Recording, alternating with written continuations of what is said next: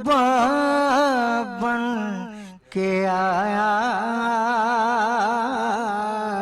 روح ارض و سما بن کے آیا، روح ارض و سما بن کے آیا، سب رسول خدا بن کے آئے، وہ حبیب خدا بن کے آیا، وہ حبیب خدا بن کے آیا، حضرت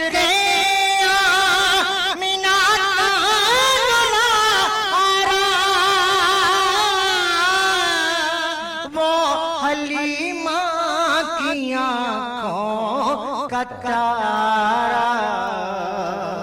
وہ شکستہ دلوں کا سہارا، بے کسوں کی دعا بن کے آیا، وہ شکستہ دلوں کا سہارا، کسوں کی دعا بن کے آیا، تاجداروں نے دی ہے سلامی، بادشاہوں نے کی ہے غلامی، بے مثال اس کا اسم گرامی، بے مثال اس کا اسم گرامی، مصطفیٰ مجتبی بن کے آیا، بے مثال اس کا اسم گرامی، مصطفیٰ مجتبی بن کے آیا، دست قدرت نے ایسا سجایا، دست قدرت نے ایسا سجایا،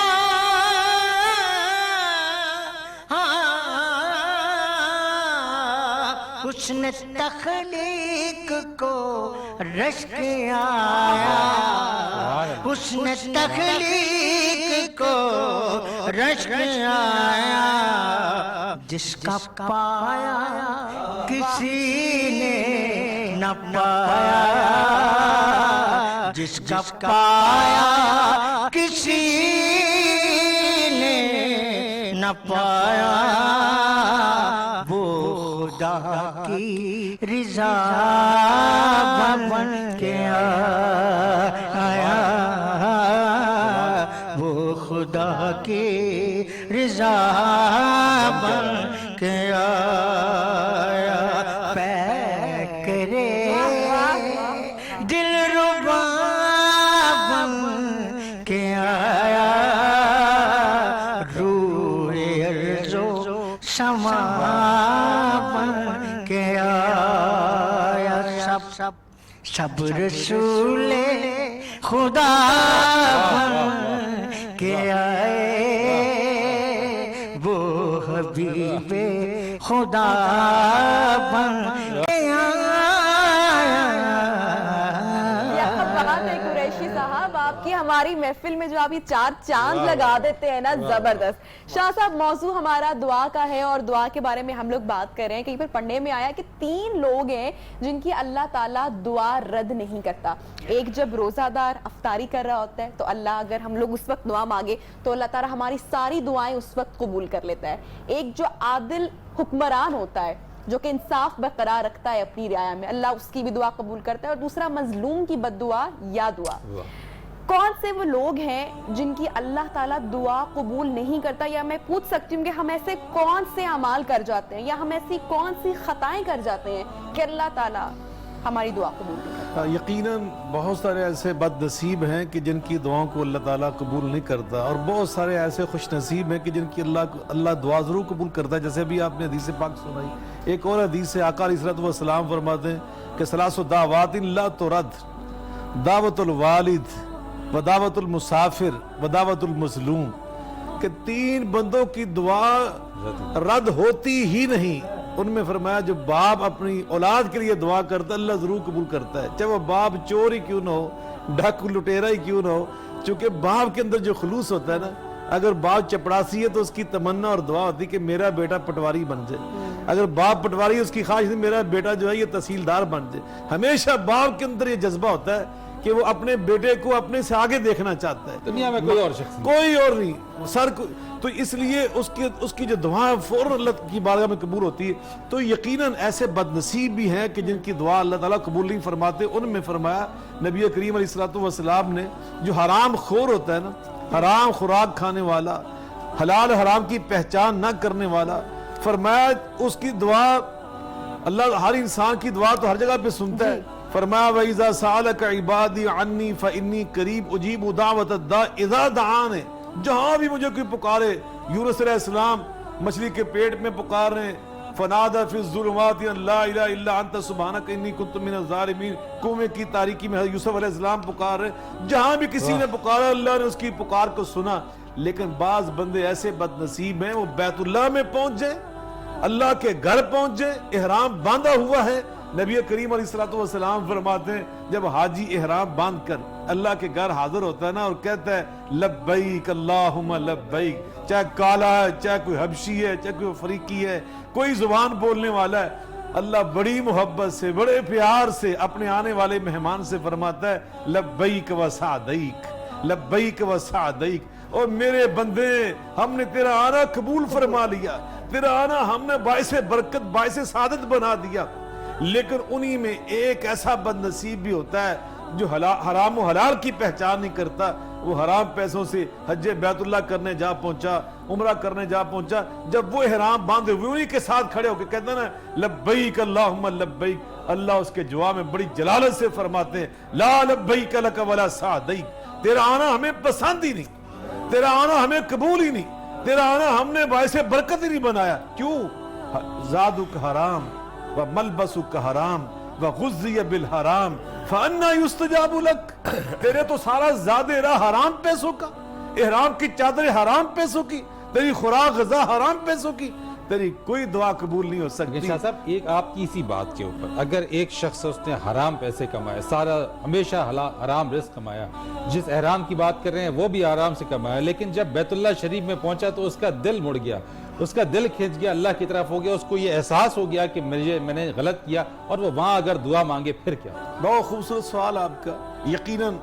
سب سے پہلے اس کو یہ پہچان اگر اللہ تعالیٰ عطا کر دے کہ جو میں نے کیا تھا یہ سب حرام ہے. توبہ کا مطلب یہ ہوتا ہے کہ اس کو ندامت ہو کہ جو میں نے کیا تھا بہت غلط کیا. وہ آنسو بہانا شروع کر دے تو میرا اللہ تو مہربان ہے، اللہ تو غفور و غفار ہے، ہم تو مائل بکرم ہے، کوئی سائل ہی نہیں، راہ دکھائیں کسے کوئی راہ رب منزل ہی نہیں. التائب من الذنب کمن لا ذنب لہ. میرے آقا علیہ الصلوۃ والسلام نے بشارت دی ہے سچے دل سے رجوع کرنے. تائب کا مطلب ہوتا ہے رجوع کرنے والا، لوٹنے والا. اللہ کی طرف بندہ لوٹ آیا سچے دل سے. اصل بات یہاں سے ہوتی ہے نا جا مقبلاً الی ربہ،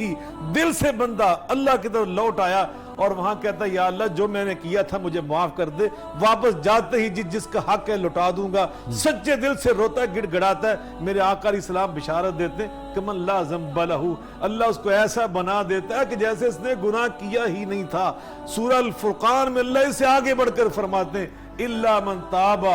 وآمن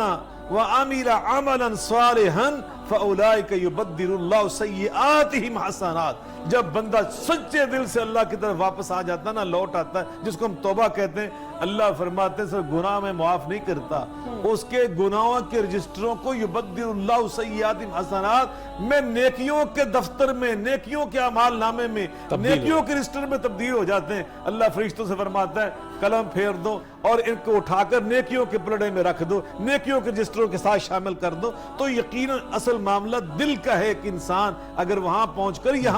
یہاں رہ کر جہاں بھی اس کو موقع ملے اگر اللہ کی طرف لوٹ آتا ہے کہ جو میں نے ظلم و ستم کیے تھے اللہ میں ان سے معافی مانگتا ہوں, اور جس کا حق تھا اس کو لٹائے. اگر لٹا نہیں سکتا وہ فوت ہو چکا ہے, کوئی اس کا وارث نہیں ہے, تو اس کی طرف سے صدقہ کر دے للتخلص, کہ اپنی خلاصی کے لیے کہ اللہ اس کا اجر و ثواب اس کو پہنچا دے. ہم نے پڑھا کہیں پر کہ جب انسان کے اندر جب ہم دعا مانگتے ہیں تو ایک کیفیت پیدا ہوتی ہے, ایک تڑپ انسان کے اندر وہ آ جاتی ہے, اور وہیں پر فرمایا گیا کہ اگر وہ تڑپ کسی شخص کے اندر پائی جائے تو آنکھ سے آنسو ہاتھ تک پہنچنے تک رب تعالیٰ وہ دعا قبول کر لیتے ہیں. اس کیفیت کی بات کریں گے, اس تڑپ کی بات کریں گے, اس ایک آنسو کے چھلکنے کی بات کریں گے ایک بریک کے بعد. ہمارے ساتھ رہیے. جن کو راشن چاہیے تو ہم کم از کم اپنے دسترخوان پہ بیٹھ کے جب ہم اللہ کی نعمتوں سے مستفید ہوتے ہیں تو ہم ان لوگوں کو بھی شامل حال رکھیں جو اس میں کھا پی سکے. آپ کیا کہیں گے؟ بالکل, ہم تمام لوگوں کو کوشش کرنی چاہیے کہ ہم دسترخوان پہ جتنے لوگوں کو دعوت دے سکتے ہیں کوشش کر سکتے ہیں کہ اپنا دسترخوان وسیع آپ کریں, اور اللہ تعالیٰ کا رزق جو ہے وہ آپ پر ہمیشہ سے ہمارے علماء کرام بتاتے ہیں کہ وہ بڑھے گا. تو اس میں تنگ دستی کا مظاہرہ آپ لوگوں کو بالکل نہیں کرنا چاہیے اور خیال رکھنا چاہیے, کیونکہ دعا آج کا ہمارا موضوع بھی ہے اور رفتاری کی جانب ہم لوگ بڑھ بھی رہے ہیں. تو ہم اپنے علماء کرام سے پوچھتے ہیں کہ ہم لوگ کون سی دعا خاص کر رفتاری کے وقت یا اوقات میں پڑھ سکتے ہیں. دیکھیے, ایک تو دعا کا موضوع ہے, اور یہ جس نیک خواہش کا اظہار آپ نے کیا نا دسترخوان پہ بیٹھ کے, تو مجھے ایک حدیث شریف یاد آ گئی, میں سناتا ہوں جو سب کی جامع ہے. حضرت انس بن مالک حدیث کے راوی ہیں. اللہ تو حدیث قدسی ہے, آقا علیہ السلام نے فرمایا کہ اللہ تبارک و تعالیٰ فرماتا ہے بندے 4 چیزیں ہیں, ان میں سے ایک صرف میرے لیے ہے, ایک تیرے لیے ہے, ایک تیرے اور میرے درمیان ہے, ایک تیرے اور بندوں کے درمیان. فرمایا صرف میرے لیے یہ ہے کہ میری ہی عبادت کرو, میرے ساتھ کسی کو شریک نہ ٹھہراؤ, اور تیرے لیے یہ ہے کہ تو جو نیک عمل کرے گا میں اس کا اجر ضرور دوں گا, اور تیرے اور میرے درمیان یہ ہے کہ جو تو مجھ سے دعا مانگے گا میں قبول کروں گا, اور تیرے اور دوسرے بندوں کے درمیان یہ ہے, یہ جو ابھی آپ نے بات کی ہے کہ جو تو اپنے لیے پسند کرتا ہے وہ دوسرے لوگوں کے لیے بھی پسند کرتا ہے. تو اب یہ دعا کے حوالے سے یہ ہے کہ اچھا دسترخوان پہ سب جو بیٹھ جاتے ہیں اس کے اوپر بھی ہے کہ جو سب مل کے ایک ساتھ جب کھاتے ہیں دسترخوان پہ, اس پہ کوئی افادیت, اس کی کوئی چیز, اس پہ کوئی حدیث مبارکہ ہے؟ جی, اجتماعیت میں اور اکٹھے بیٹھ کے کھانے میں تو اتنی کا حدیث ہے اور اس میں اتنی برکتیں بتائی گئی ہیں کہ جو شمار و قطار سے باہر ہیں. یہ تو ہے کہ آپ خود بیٹھو, بچوں کو ساتھ بٹھاؤ ایک دسترخوان پر. مجھے یہ بات یاد آ رہی ہے کہ آپ نے خواہش کا اظہار کیا نا, تو یہ نیک نیت اور یہ نیک خواہش ہی اللہ کی اتنی بڑی عطا ہے, یہاں بیٹھ کے یہ خیال آ جانا بھی اس کی توفیق کے بغیر ممکن نہیں ہے. حضور داتا صاحب لکھتے ہیں, امام ابو القاسم قشیری حضور داتا صاحب کے مرشد تھے, ان کی ایک کتاب ہے تصوف پر بہت بڑی رسالہ قشیریہ, اس کے اندر انہوں نے ایک بادشاہ کا واقعہ لکھا, وہ بڑا ظالم پاپی فاسق فاجر تھا, وہ مر گیا. تو اس کی رعایا کہ کسی باشندے نے خواب میں دیکھا اور پوچھا بادشاہ سلامت اللہ نے آپ کے ساتھ کیا سلوک کیا, تو اس نے کہا اللہ نے مجھے بخش دیا. اس بندے کو بڑا غصہ آیا کہ ایک تو ظلم بڑے ڈھائے ہیں اور اوپر سے کہتا ہے بخش دیا. اس نے کہا بھائی تیرا غصہ بجا ہے,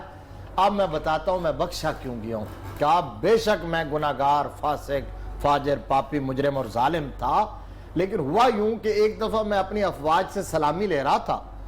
اونچی جگہ پر کھڑا تھا, پہاڑ کی چوٹی پہ فوجی دستے گزر رہے تھے, بس ان کا ڈسپلن اور کثرت میں نے دیکھی, ایک ہی جملہ ہے, ڈسپلن اور کثرت دیکھی, تو میرے دل میں خیال آیا کہ کاش میں زمانہ مصطفیٰ میں ہوتا اور یہ فوج ہوتی, کیا بات, میں حضور کے سپاہیوں میں کھڑا ہو کر حضور کے دشمنوں سے جہاد کرتا. تو یہ وہ پاک خواہش تھی جس کی وجہ سے اللہ نے میرے گناہوں پر معافی کی قلم پھیر دی اور جہنم کو جنت میں تبدیل ہم کر دعا دیا. کر لیتے ہیں نبیہ, اور علامہ صاحب سے ہم درخواست کرتے ہیں کہ اس موقع کے اوپر ہم نہ صرف ہم دعا میں ہاتھ اٹھاتے ہیں بلکہ جو ہمارے آڈینس جو ہے دیکھنے والے ہیں وہ بھی دعا کرے ہمارے ہاتھ اٹھائیں. الحمدللہ رب العالمین والصلاة والسلام علی سید المرسلین وعلی آلہ وصحبہ اجمعین. اللہم رحمتک نرجو فلا تکلنا الى انفسنا طرفت عین وأصلح لنا شأننا كله لا إله إلا أنت يا حي يا قيوم يا حي يا قيوم برحمتك نستغيث اللهم وفقنا لما تحبه وترضى اللهم اجعلنا من عبادك الصالحين المنصورين المحبين لك والمحبوبين لديك برحمتك يا ارحم الراحمين یا اللہ کریم ہم تیرے عاجز گناہگار خطا کار بندے ہیں اپنی غلطیوں کا اعتراف اور اقرار کرتے ہیں تو غفور الرحیم ہے اللہ ہم سب کے ساتھ رحم و کرم کا معاملہ فرما اے اللہ کریم ہم تیرے محبوب مصطفیٰ صلی اللہ علیہ وسلم کے امتی ہیں اللہ پاک ہمارے ساتھ رحم و کرم کا معاملہ فرما یا اللہ کریم اپنے تمام انسانوں کے ساتھ اپنی مخلوق کے ساتھ رحم و کرم کا معاملہ فرما یا اللہ کرونا کی وبا کی وجہ سے آج تیرے سارے بندے پریشان ہیں اللہ ان کی پریشانی دور فرما اللہ سب کو شفا عطا فرما صحت کاملہ عاجلہ عطا فرما یا اللہ جو اس وقت صحیح ہیں محفوظ ہیں اللہ پاک تو خود اپنی رحمت کے ساتھ ان کی حفاظت فرما یا اللہ پاکستان وطن عزیز تیرا بہت بڑا انعام ہے ہمیں اس کی قدر کرنے کی توفیق عطا فرما یا اللہ اس کو استحکام عطا فرما اس کو ترقی اور خوشحالی نصیب فرما یا اللہ اس کے دفاع کو مزید مضبوط بنا اے اللہ کریم اس کی خیر چاہنے والوں کی حفاظت فرما اس کا برا سوچنے والوں کو ہدایت عطا فرما اے اللہ کریم ہمیں زندگی بھر اپنی ذات کے سوا کسی کا محتاج نہ فرمانا